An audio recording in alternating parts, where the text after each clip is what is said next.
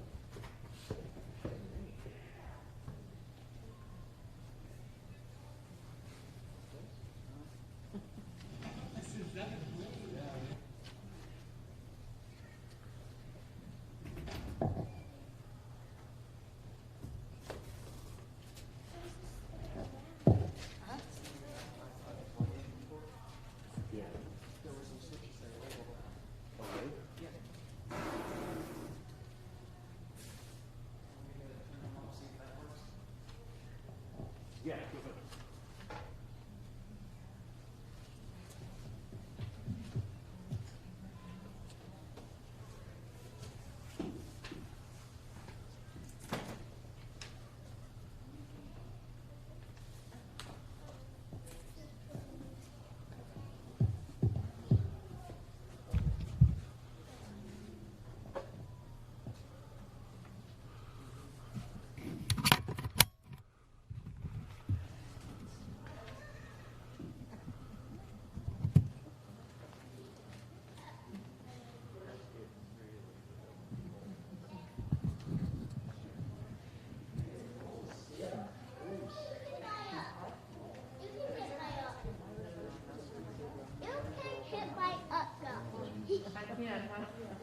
Okay, go allow. I'm allowed to? Hi. You can hit. No, she's not standing for me. She's got poofy hair.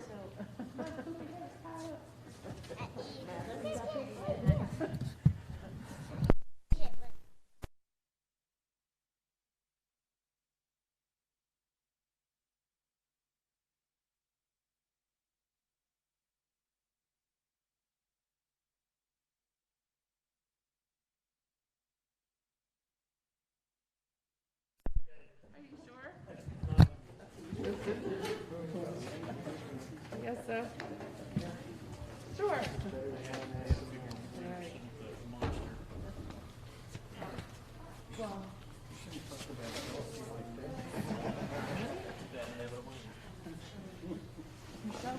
doesn't want to sit up there. And I listen to her so well usually.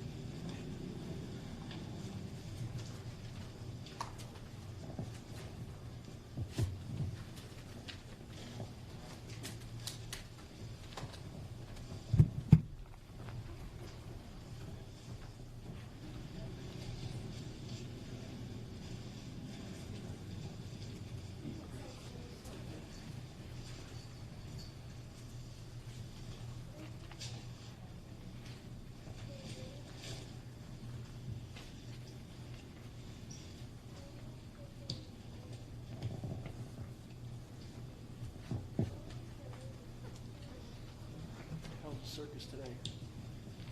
Good, girl.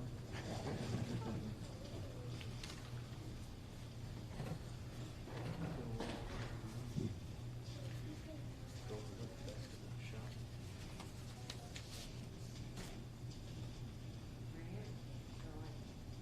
Lunch and breakfast.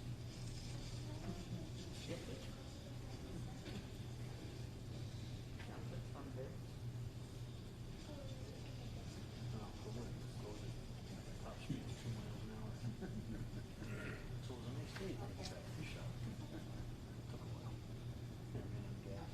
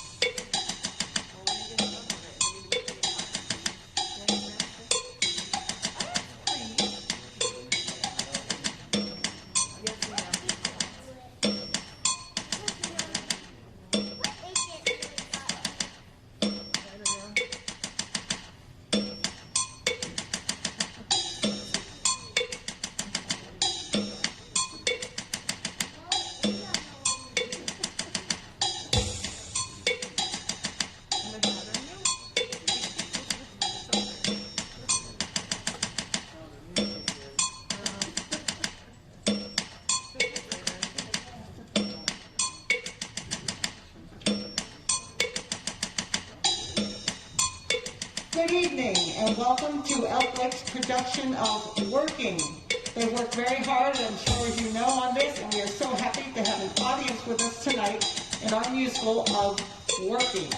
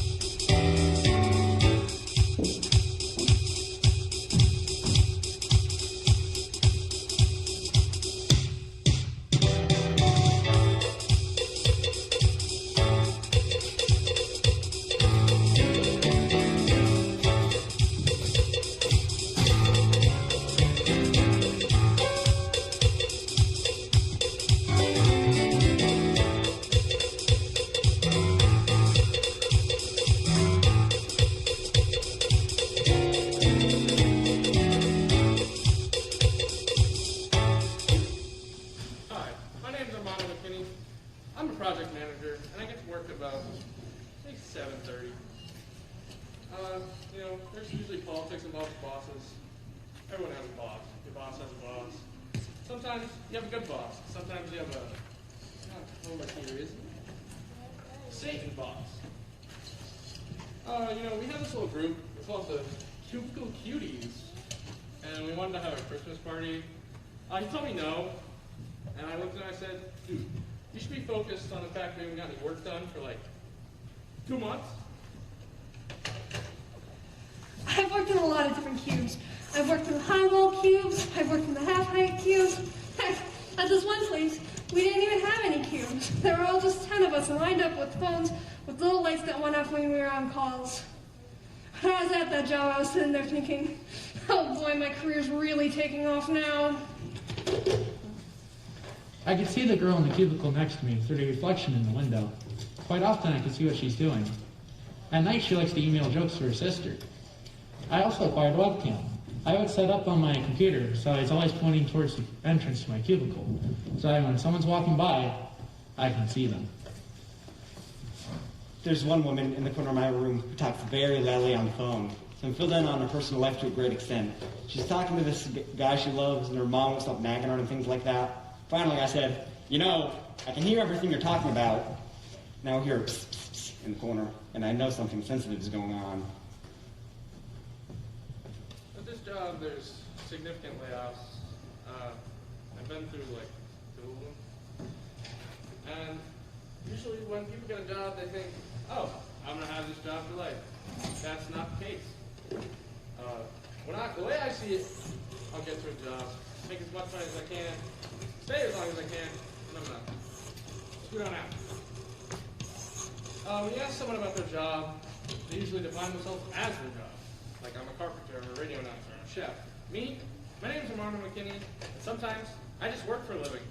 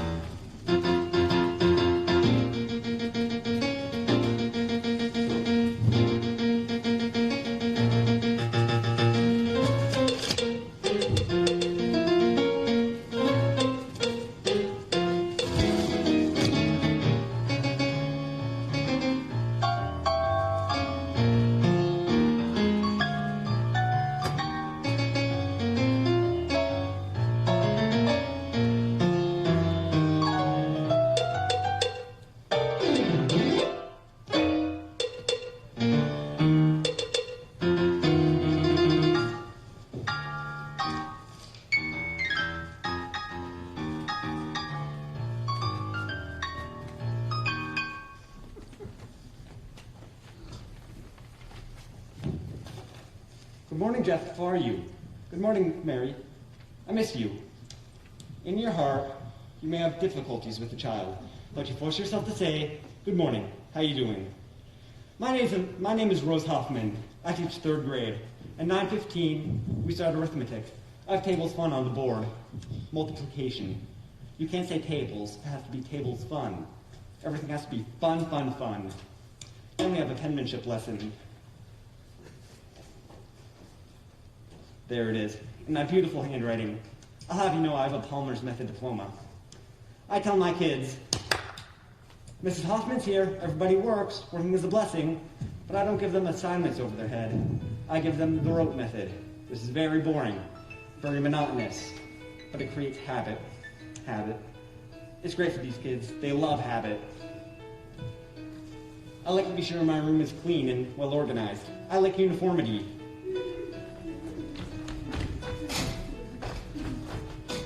I love straight lines. The neighborhood is changing, and the type of child is changing too. In the old days, you would have 18 to 20 come in from the very beginning to the final bell. Yes, I've seen a lot of changes since I began teaching in 1959, January 6th, 1959. My classroom was always a showcase. In those days, we did it ourselves, with colorful pictures and charts on the walls. A snowman in winter, a pumpkin in fall, and all my supplies were in neat little piles on the shelves. My children were always respectful. When the principal came, they would rise. If I had to leave for a minute or two, they always found something constructive to do, and everyone sat in their places according to size. But kids don't know how to behave anymore. Ask them to rise and they'll tell you. They write on the walls and they sit on the floor. It's called informality now. They want me to teach in a classroom like that, but nobody tells me how. I made a big thing about spelling, and they learned by the time I got through. I give them a word and they use what they know and write it so cleanly in neat little rows, and gold stars were given to those who made sentences too. But why bother teaching them spelling today? Who needs to spell when you're texting all day? Spell check is OMG awesome, they say. They're free to express themselves now.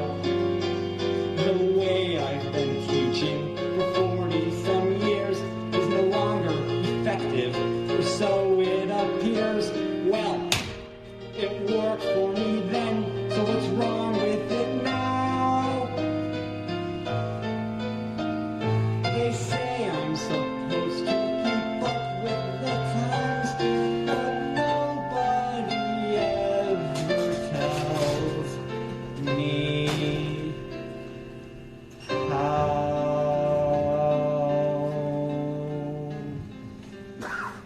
Now, in all my years of teaching, there's one little girl who stands out in my mind. My favorite, Pam. She was special. She wasn't very bright, but she never caused any problems. I see her every now and then today. She works at the Treasure Island supermarket. She causes no trouble today either. She has the same smile for everyone.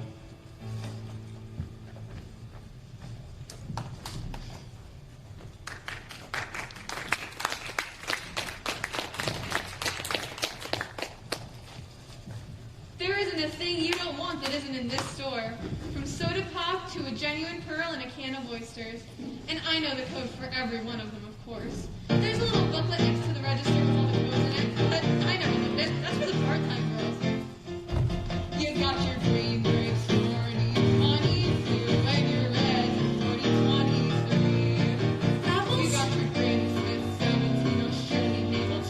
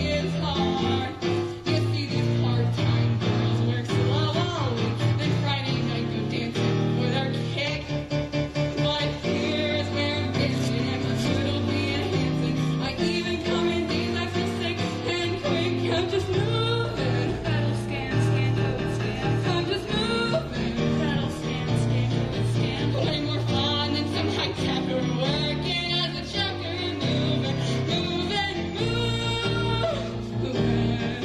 Right. Well, sure, my feet get tired on my aches and pains from the time I was 18. I had the varicose veins, but I pull up my support hose and my Dr. Scholl shoes, head down to Treasure Island, dance and play my blues. I just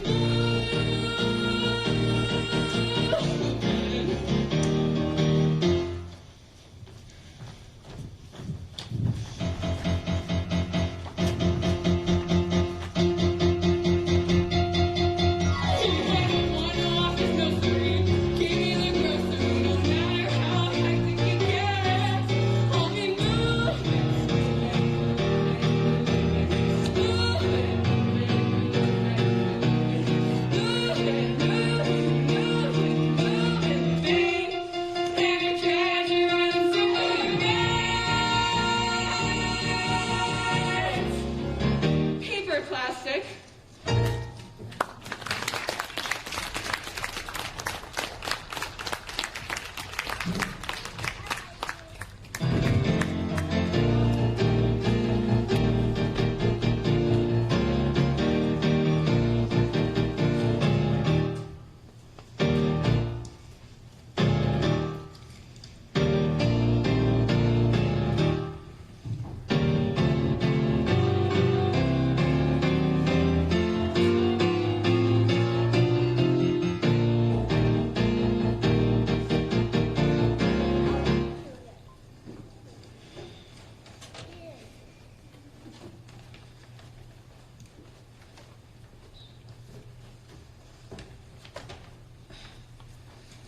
UPS!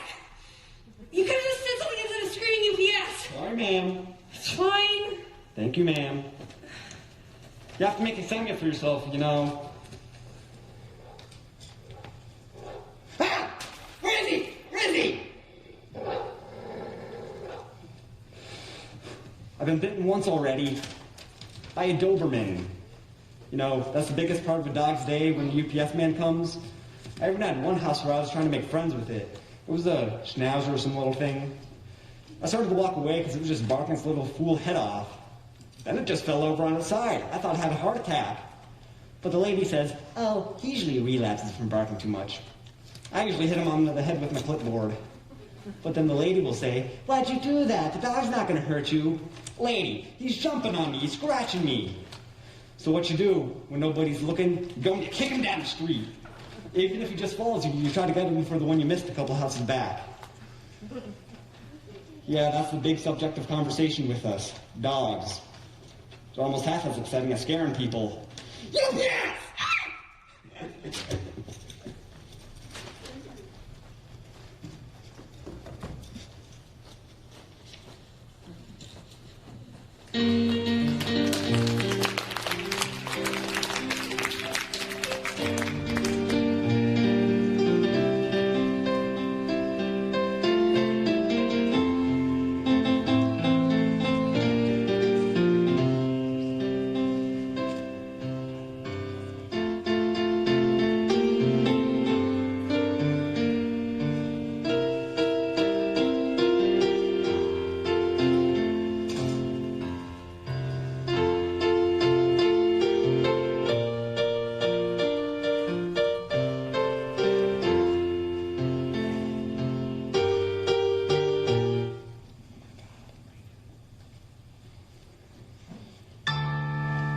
Oh, work?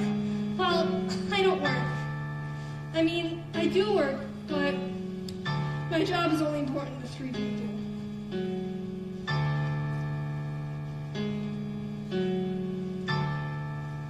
The housewife, nothing special, nothing great. What I do is kind of boring. If you'd rather, it can wait. All I am is someone's mother. All I am is someone's wife. All of which is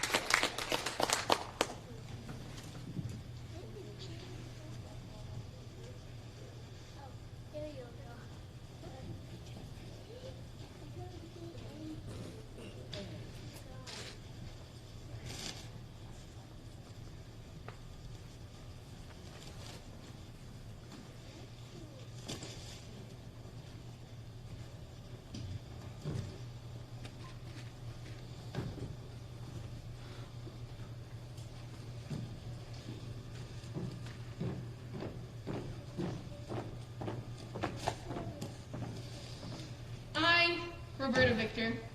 Never wanted to be just a housewife like my mother and sisters always wanted to be. I always knew that I wanted more out of life, you could say. I was 15, I was sitting in a coffee shop when a friend came up to me with a little stick and poke kit and asked, "Hey, could you give me a rose tattoo around my rib cage? I'll give you $100 for it. It should only take about 20 minutes. So I did it, paid me. I thought it turned out decent. And I walked out of that coffee shop 20 minutes later with $100 in my pocket. Just out of curiosity, how many of you can make $100 for just 20 minutes of work? And I was still in high school.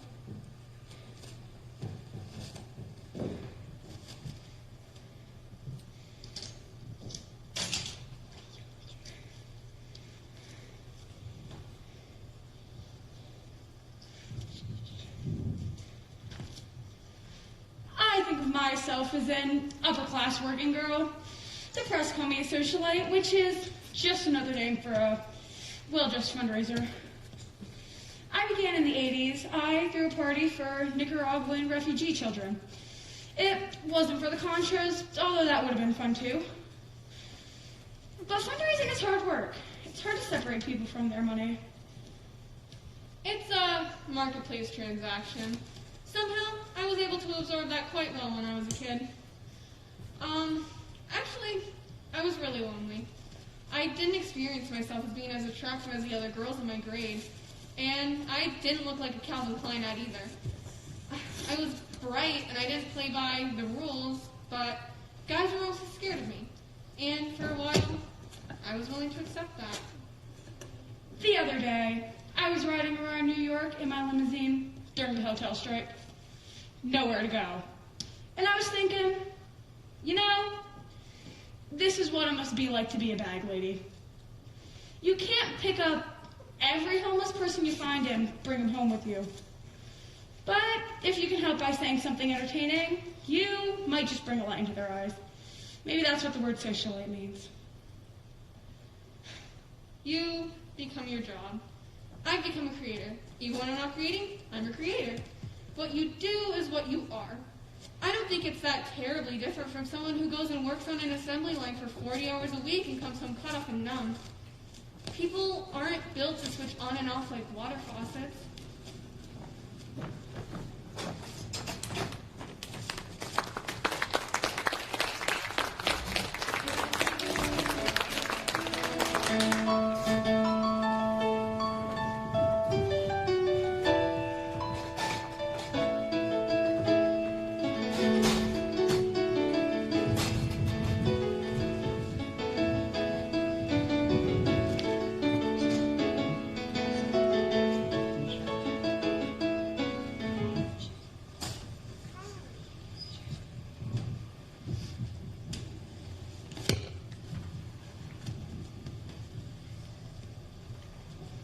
If I could have been what I could have been, I could have been something. A Major League Baseball player. Oh, the little farm. I wanted to be a writer. If what I could be had been left to me, I would have been something. But then they got married, And then the kids came along. and then Dad took sick. Strength, a center of power, at $10 an hour.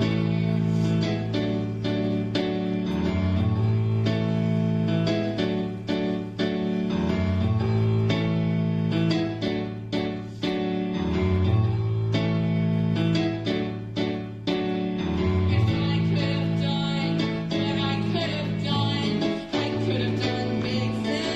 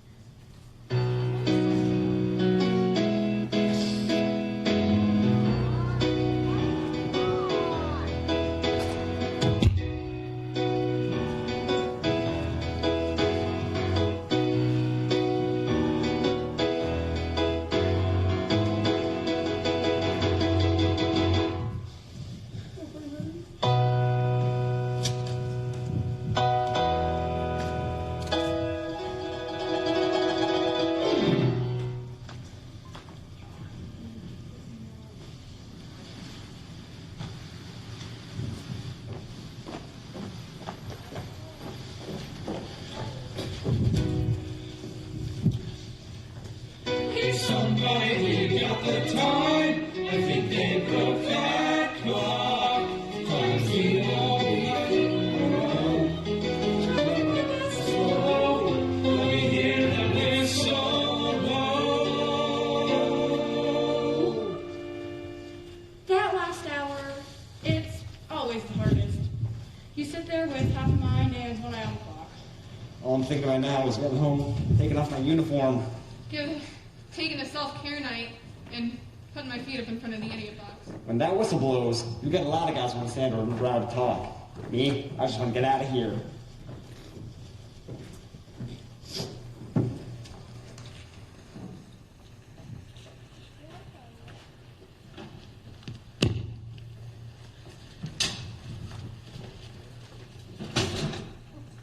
Pretty good day, Lane Stone. You get interested in what you're doing, usually fight the clock the other way. You ain't thinking about quitting. You're wondering you haven't gotten enough done, and it's almost quitting time.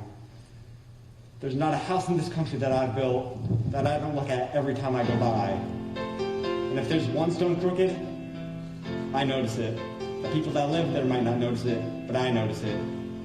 Stone's my business. Stone's my life.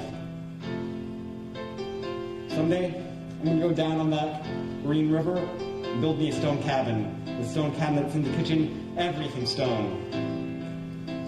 Seems like all my dreams gotta have a piece of rock mixed up in them.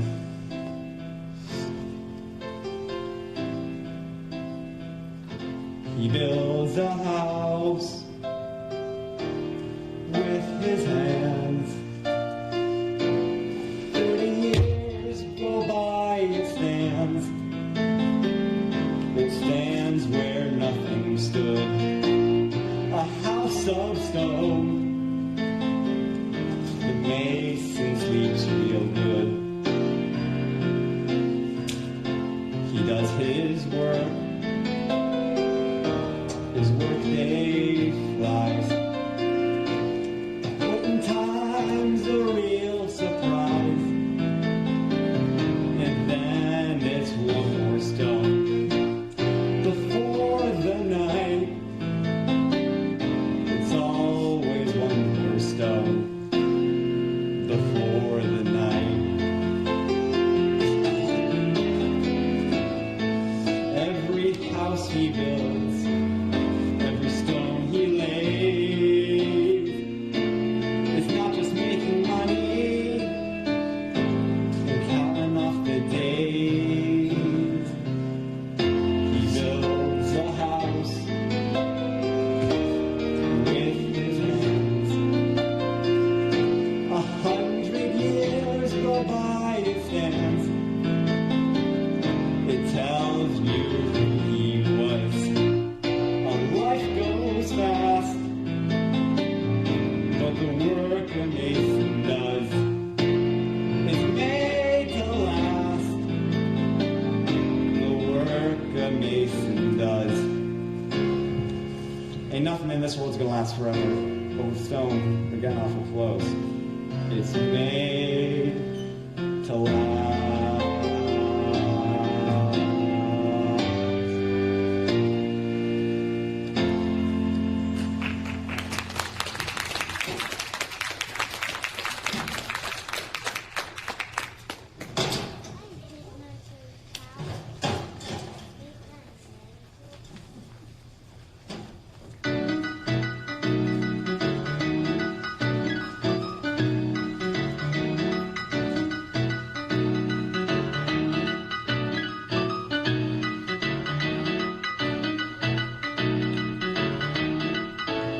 Breaking up the night, big buddy, put your ears on phone. Big trucker gotta have a big life. Come on, brother trucker, gotta do back rubber ducker. Keep seeing double as I close one eye. I've got to go, brother trucker. Sure enough, the shade does a shape on me.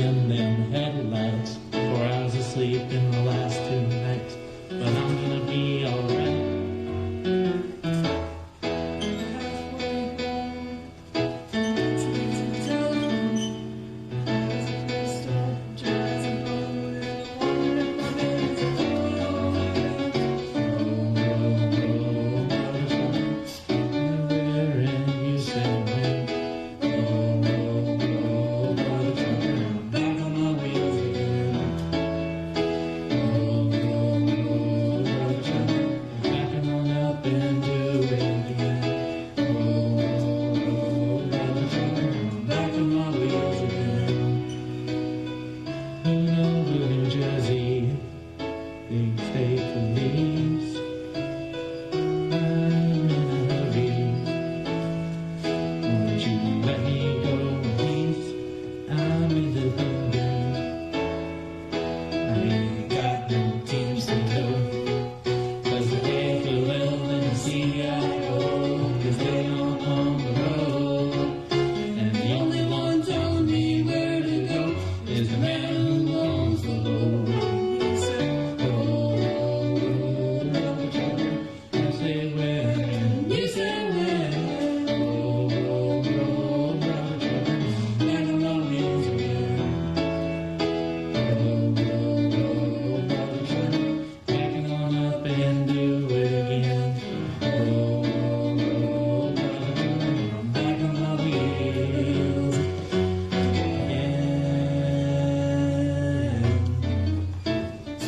I make 2 round trips to Milwaukee and pass within 4 blocks of my house, and I never go home. You get mighty lonely in your truck when your only companionship is your own thoughts. About halfway back to Milwaukee, you gotta call your dispatcher, and I'll tell you, you're glad to talk to him. Hello, chat, this is... Hello? Hello? Doodly Squat Phone Company? Bill Atlantic, how may I help you?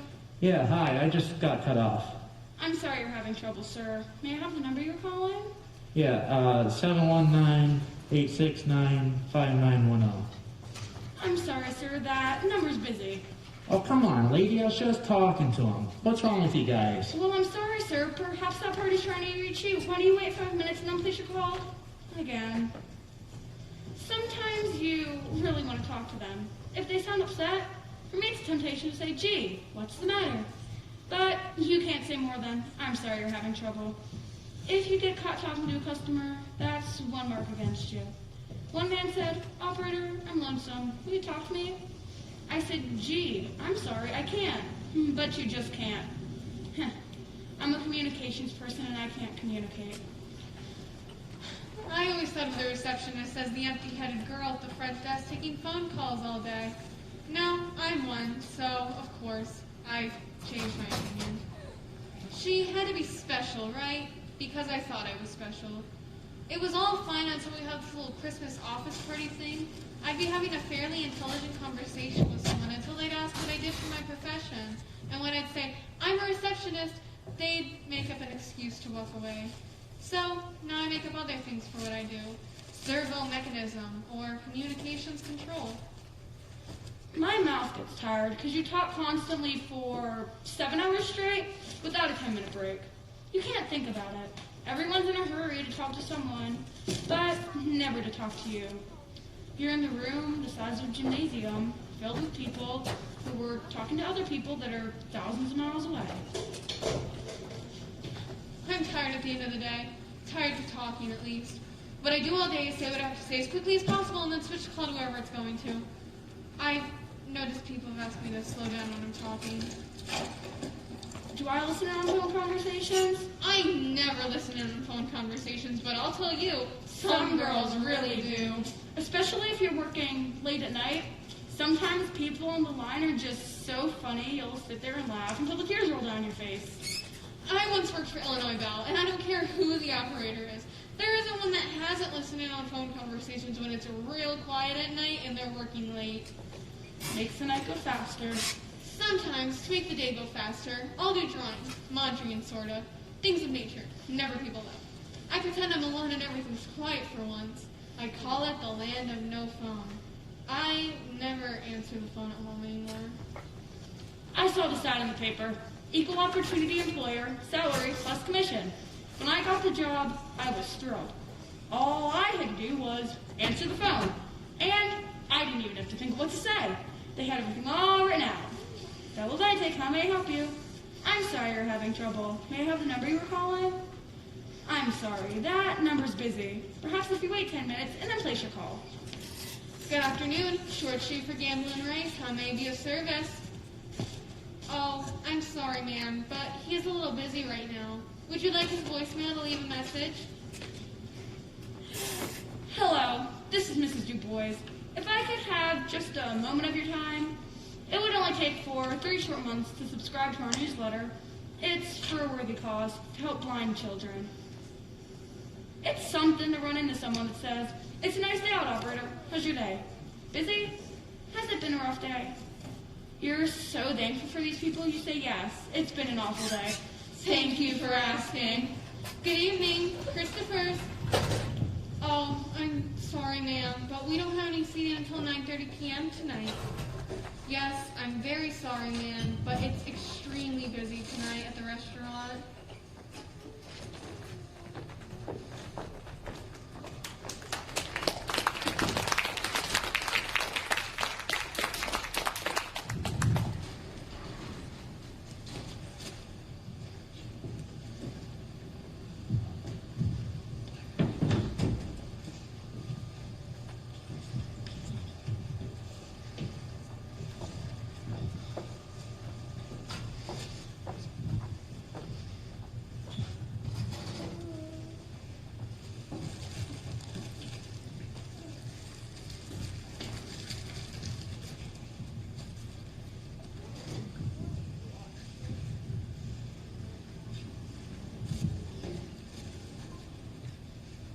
Would you like your quota of mercury today?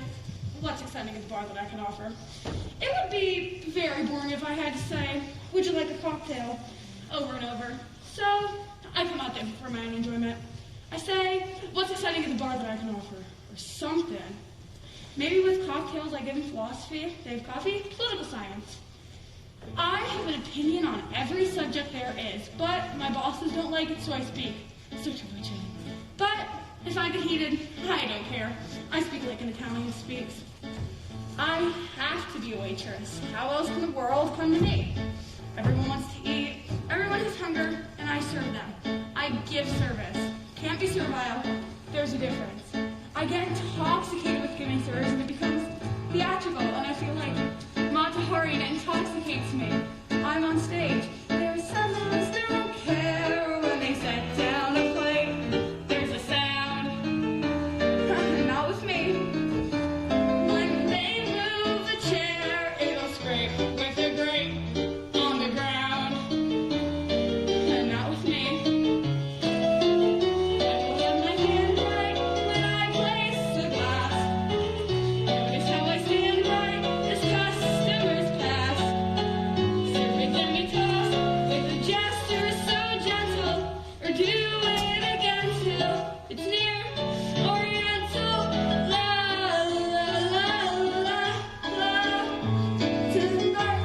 It's an art to be a fine waitress, sure that you pleasure each guest. There's a twist to my wrist when I bring your steak in. Watch how I take it, deliver and make it. It'll always be stylish and smart. That's what makes it an art. I remember one day as I do, now and then I had shakes.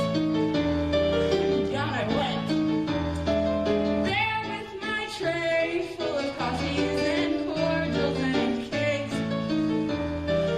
Down I went, like my voice, no one guessed where me falls. Aggravated voice, not one noise, food and all. If you have to crawl, you give them what they like. You carry your tray like it's almost ballet-like.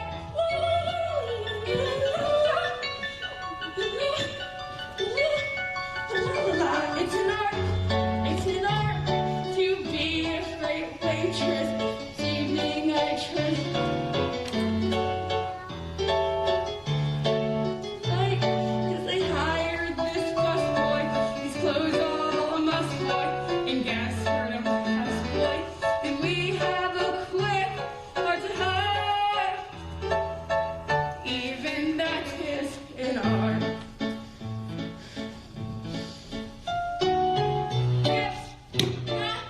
Tips important for people like captains and barmen.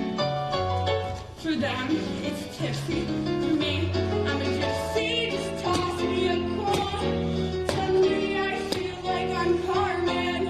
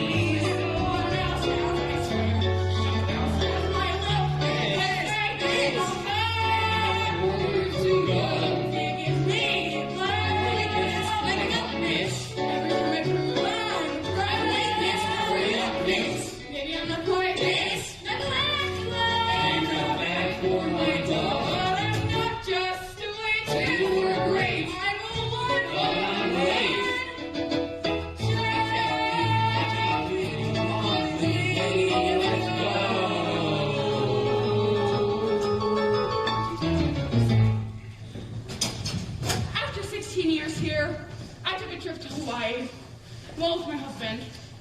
One of my daughters said, Mom, act your age.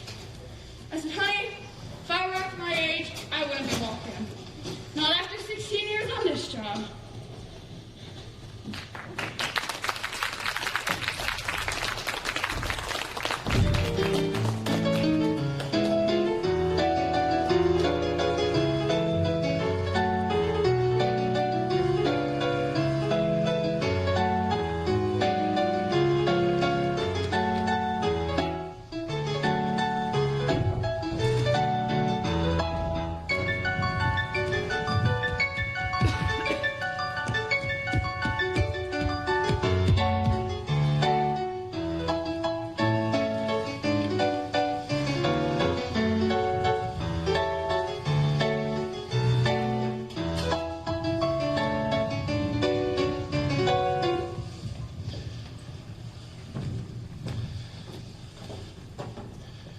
In about 15 more years, I'll finally have my pension time in.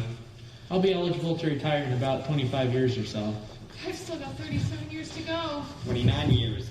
32 years. I like having the experience of after so many years. I just wish I didn't have the experience of having to go to work.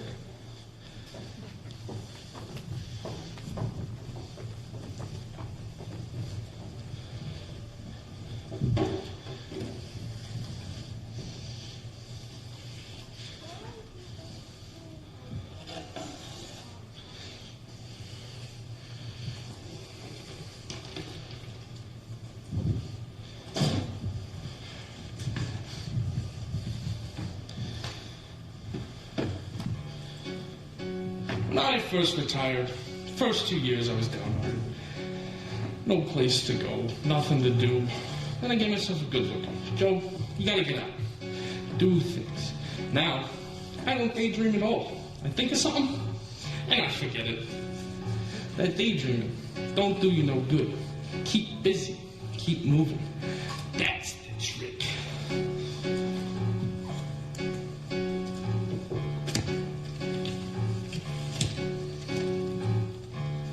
Wake at 10, fold up the bed. You don't want to leave your couch open all day. It's depressing. You cook an egg, you toast some bread. Cook for yourself and save a bundle. Don't keep track of your money, who will? You think about the day ahead. You want to go feeling sorry for yourself. It's like I said, you can sit at home and be mad at the world. You can get out, do things. You take a walk, you meet a chum. One guy lives down by National Biscuit, quite a nice aroma. You shoot the bull, you argue some. Maybe he calls up a couple other fellas, come play some poker. You lose at gin until they come. He remembers what cards you picked up. The daddy bump, you get beat at poker, beats doing nothing. You take a bus, you take a train, go visit your wife again. Maybe you read the paper. It does you good to use your brain. Maybe go out, visit your cousin, bring a couple drinks along. You take a stroll down memory lane. When we was young, we was always together. And raising Cain, we go back a long ways, me and him. Oh, the times we had. I remember once, back in 42, we were at this fair with these girls we knew. On this crazy ride, where you screamed for you prayed. The Big Dipper, they called it. We could hardly walk as we left the car, and we straggled round for a candy bar.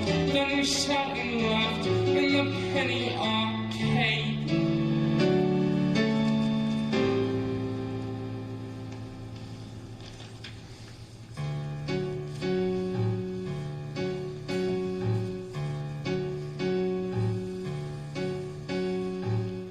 At 6 o'clock, you watch the news. Then politicians get so mad, throw your slippers at the set. You cook some Franks, no big to-dos. Most nights you lay around, you straighten up. Maybe you call your daughter. You watch a game, you take a snooze. But then there's Sunday. Sunday's different.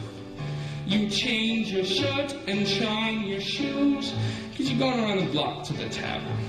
You shoot some pool, you drink some here. You don't have to drink a lot to have a good time, maybe 3, 4 in an evening.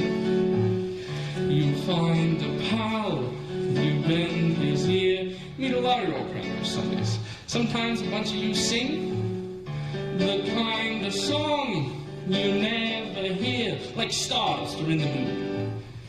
And then you cheer. Last Sunday we sang Till We Meet Again. I lost that song, honest to God. It was at a dance, I was 17, and the girl was like from a magazine, and the lights were low, and I really mean low. If you could cut my buddies has something to do with that. And she kissed my cheek as we waltzed away. I remember that like it's yesterday. Boy, was she surprised. I could hear her say, Joe!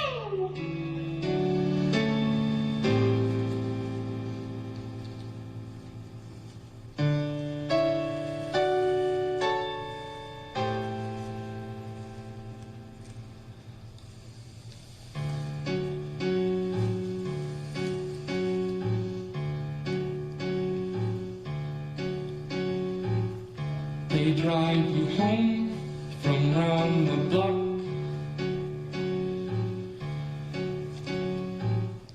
You take your cash out of your sock. You fix the bed, you check the lock. You wind the clock. When I retired, everyone looked at me and said, Joe, you got your health. Why'd you do it? Do I regret it? No, I don't. See, I still get out. I go do things. I go to fires every once in a while. Like this one back on Milwaukee Ave. Man, the smoke was pouring out heavy. Couldn't see no flames. Had to have about 30 units there. Heard it all over the radio, man. Boy, that was some fire.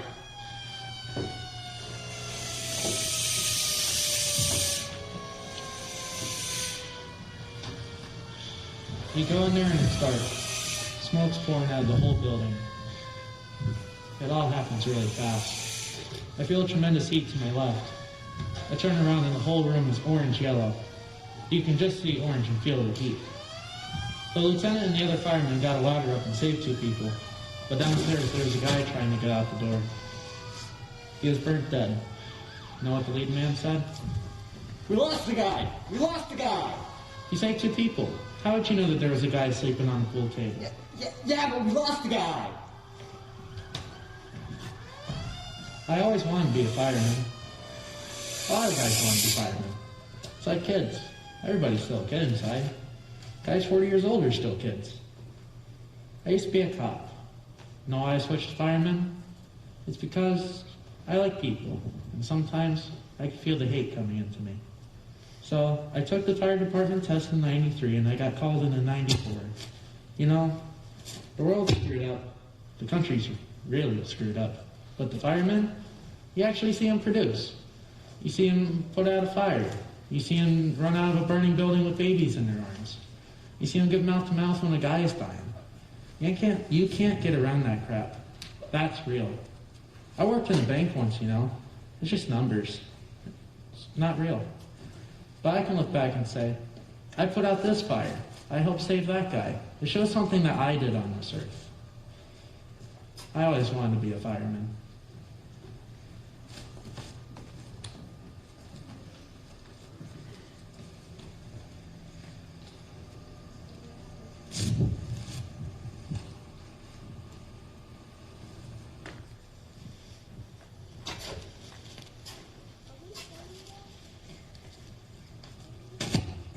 You know what I always really wanted to do?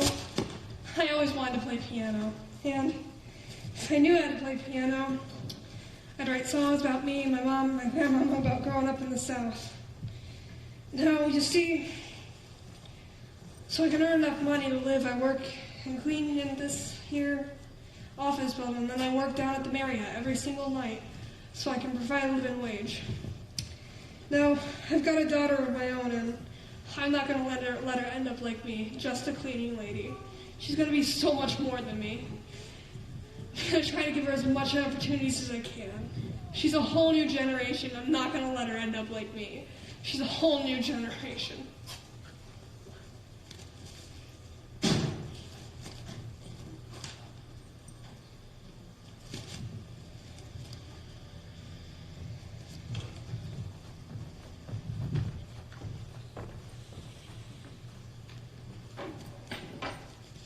My name is Ralph Werner.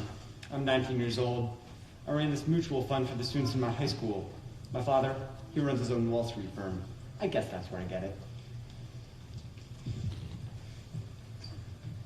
He's an arbitrageur. You know, those are the guys always getting caught for insider trading.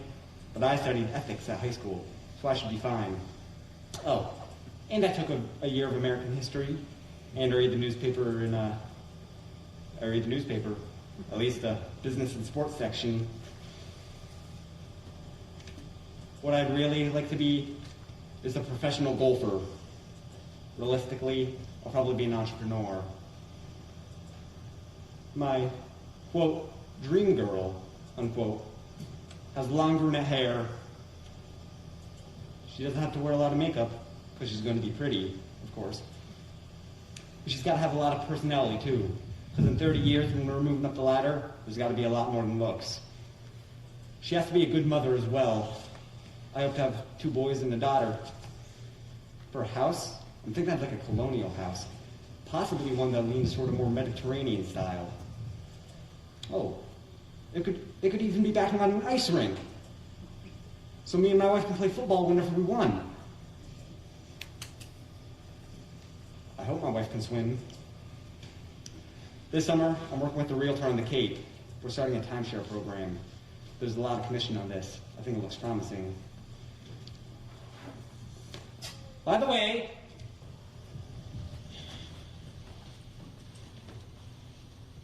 are you interested in a condominium on the Cape Cod? Do I look like I can afford a condominium on the Cape Cod? Sheesh, people these days. My name's Charlie. I'll be like 20 in about 3 weeks.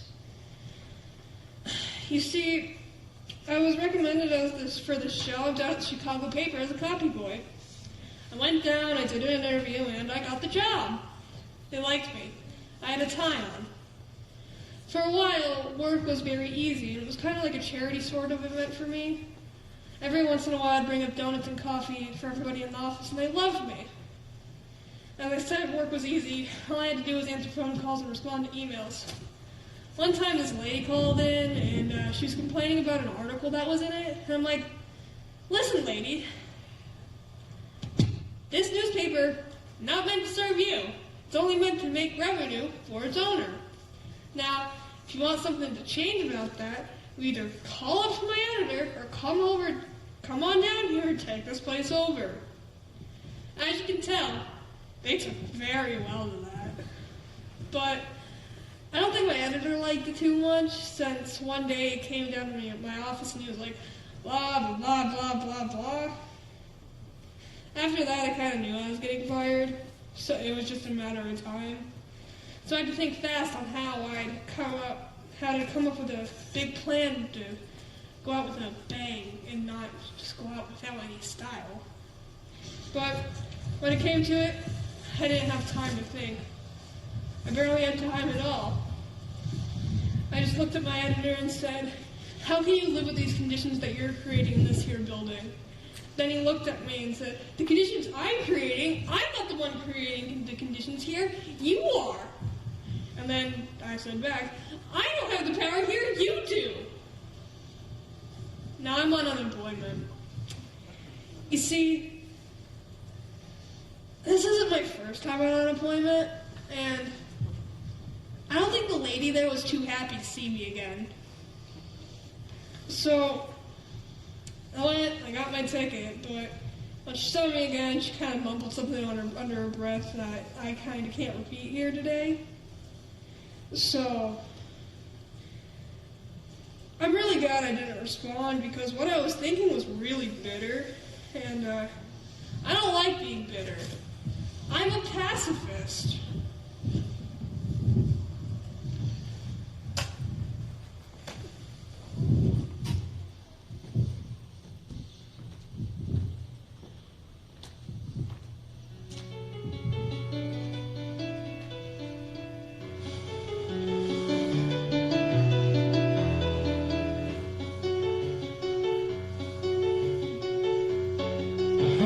Songs say where you go, my son. Now I know they're true.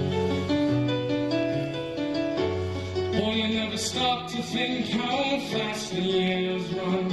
Now they've taken you. I remember you were 3.5. Your mom and me would sit there after things got quiet in. Some new word you said, how tough you were to get to bed, and we planned the night away, planning for our kid. I was your hero then.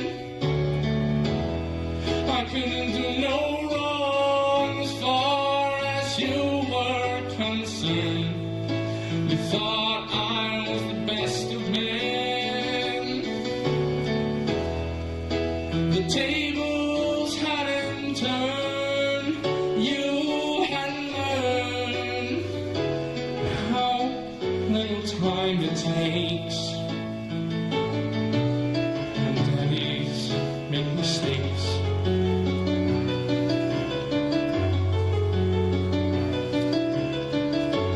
Seems to me that lately I've been thinking a lot. I think about my dad. Lots of funny things in the past I thought I forgot. Now they make me sad. High school and it used to be. I didn't want him hugging me, and I shuddered if he did.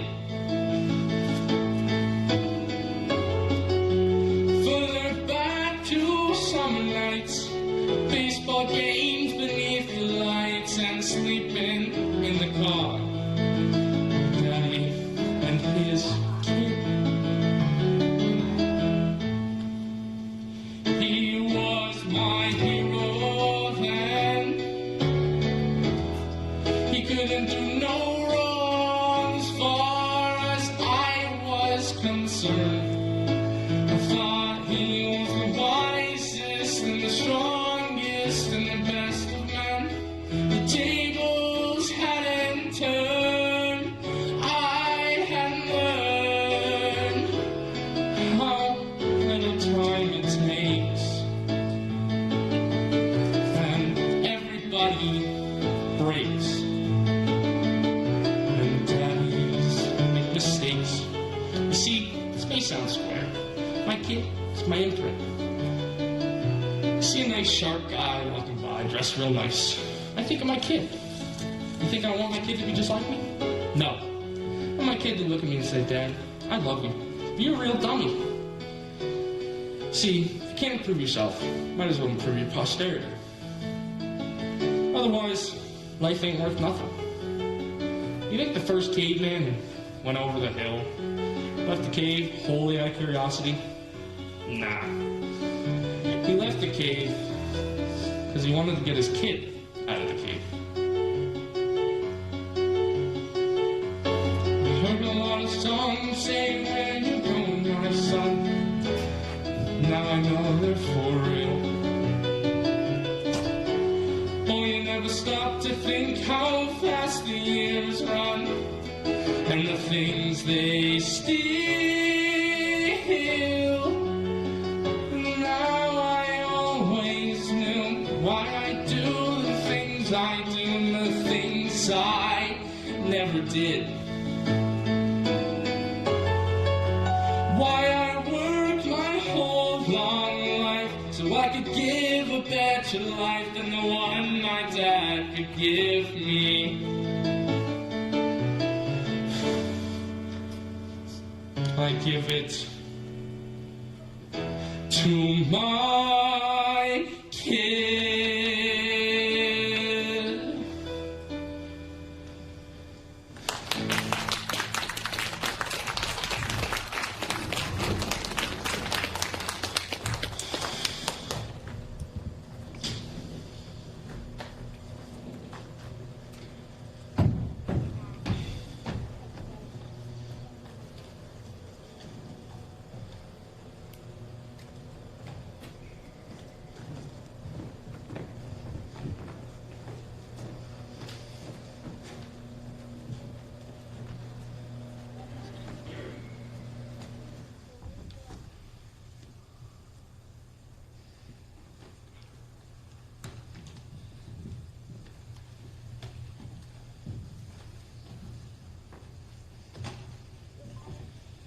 You see, it ain't just the work.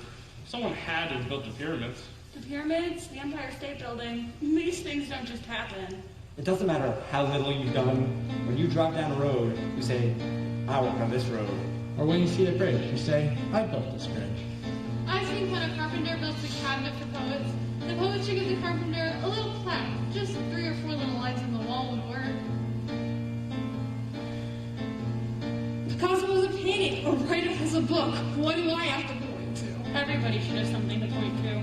Joanna, I'd like to see a building, say, the Empire State. I'd like to see on one side of it a full white strip from top to bottom with the names of every line worker, every electrician, every bricklayer, all the names. So when a guy walks by, he can take his son and say, See that building? I was the one who did the design. I was the one who gathered the plans, every detail and every line. See that building? I was the guy who lifted the beams. I was the guy who worked at the lot. Look at those bricks are mine. See that building? Look at the heads in the frame. See that building? 40 points up, I scratched my name. That building, I'm on the staff, that work isn't gone. I clean the floors and I clean them good. People don't know my job is hard. See that building? 5 days a week, I work at a desk. I do the books, I handle the mail. 9 on the dot, I punch my card. See that window? I buy the leg, 10 from the top. See that window? Count from the left. 1, 2, 3, stop. That's where I work. Everyone should have something to point to, something to be proud of.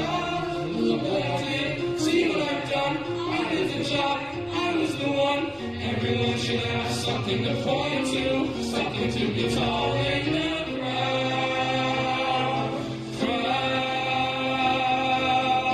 See that building, day after day after day after day. That's where I put myself on the line. That's where I expect to earn my head. See that building, that's where I put the food on my plate. That's where I live the piece of my life, where I can drink my kids and say, see that building, the lumber was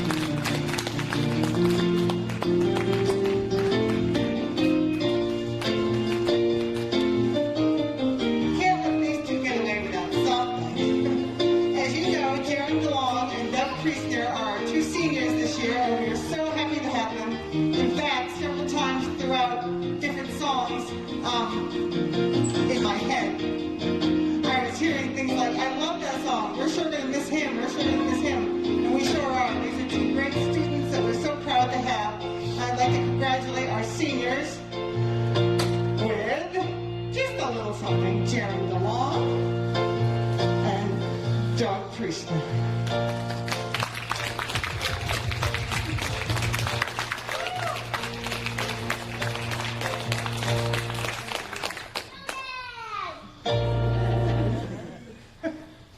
Did they get to bow and leave or no?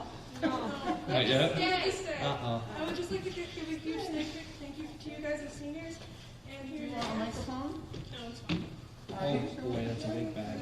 Yeah. Well, there's half on. Yeah. That's so heavy. And Golden for God. doing all this. Thank you. And I'm not sure if Brad is watching right now, but a huge thank you to her for everything that she's done for us throughout the years, and as well as helping us with costumes. Thank you.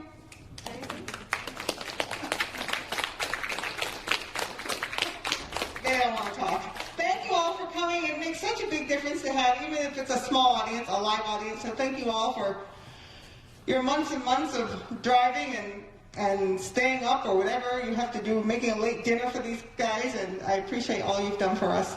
Have a good evening and drive safely.